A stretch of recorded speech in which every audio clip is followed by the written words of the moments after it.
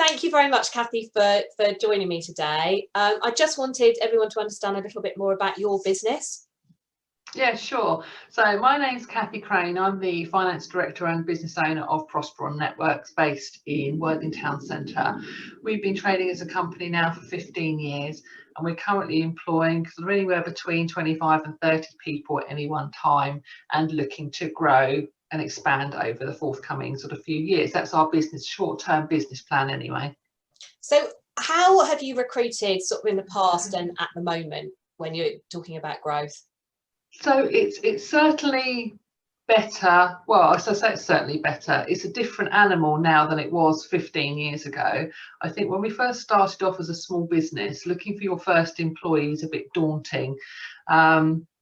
Because you just want a bum. I think you're so excited about having a bum on a chair and somebody that's your first employee. You do tend to look past the whole, is this person the right personality fit for my business? Yes, they might have the right credentials, but that's kind of all you're looking for. I need a salesperson.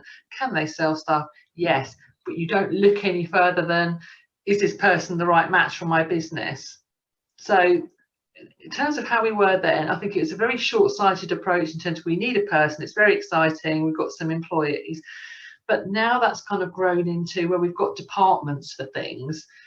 We have to look outside of the, yes, this person's got the right skill set, but we need to match up whether they're a good fit for us as a business as we've kind of developed over the last 15 years. So I guess it's a lot easier just looking for one person than it is now looking to replace people as and when they kind of move out of their role and they're looking to move on with their career.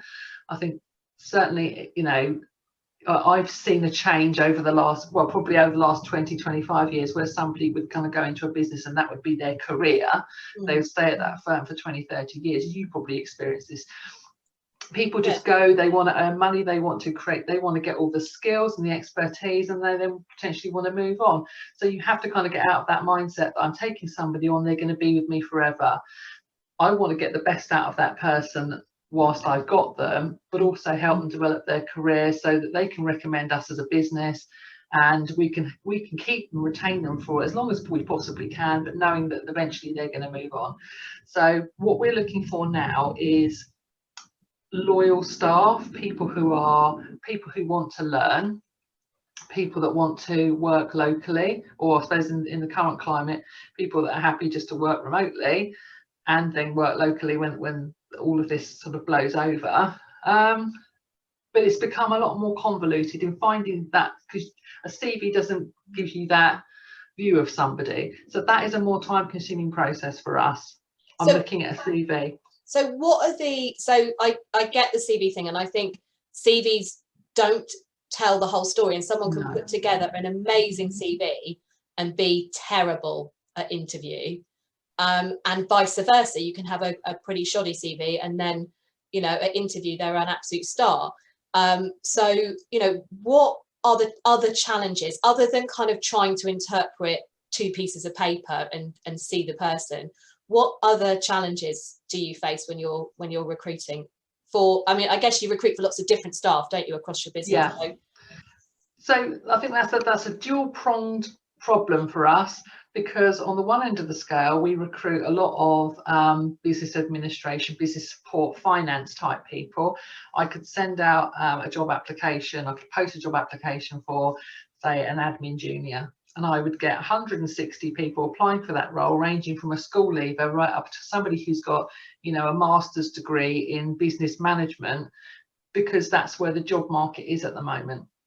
So my time in having to filter through all of those and try and sift that down into what I actually want, that's an inordinate amount of my time. And then we've got the other end of the scale where we're looking for high-end technical salespeople and technical engineers who seem to be quite happy to sit back and say, well, employers can come to me, employers will find me. I'm not going to waste my time applying for this role if I'm not the correct fit. So I'm kind of battling, sifting through CVs one end and trying to find the right person the other end. And there doesn't seem to be any middle ground with any of that. And are you doing all of that yourself, Kathie, or do you have people in your business who assist? I have got a management tier who now assists. I mean, that was all me. I mean, I think that's a very small business problem to have when you first have, you know, when you first set up a business. That is just you. That's your responsibility to find members of staff. As you grow, you introduce managers into the mix. You can hand over responsibility for those, because they're going to be managing these people at the end of the day. So I'm more than happy to say, there you go. You kind of change the job advert to meet the kind of expectations of the person that you want to employ. I'm happy to support your decision. So it's taken out a layer of that, but it's still ultimately my responsibility, because I still have to get involved in that process from a human resources perspective. And also it's still my responsibility to make sure that person, you know, as an employer, that I have a duty of care over that person when they come into the business, and to make sure that they're the correct fit. Because if they come in and we don't meet their expectations, that reflects badly on us as a business.